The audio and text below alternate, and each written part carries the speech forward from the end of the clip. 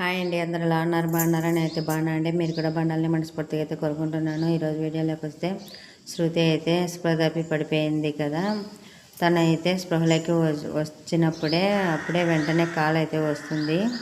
అది ఎవరు అంటే వాళ్ళ అక్క కొడుకు అయితే అక్కడైతే అమెరికాలో అయితే విడిచిపెట్టి ఉంటుందండి. ఎందుకంటే ఆ అబ్బాయికి అయితే అమ్మ నాన్న ఇద్దరు అయితే లేరు. తనైతే వేరే మనుషులను అయితే పెట్టి అక్కడే పెట్టుంటుంది. అతనికి ఆ అబ్బాయికి అయితే బాగలేదని అయితే ఒక కాల్ వస్తుంది. అప్పుడైతే శృతి చాలా కంగారు పడుతుందండి.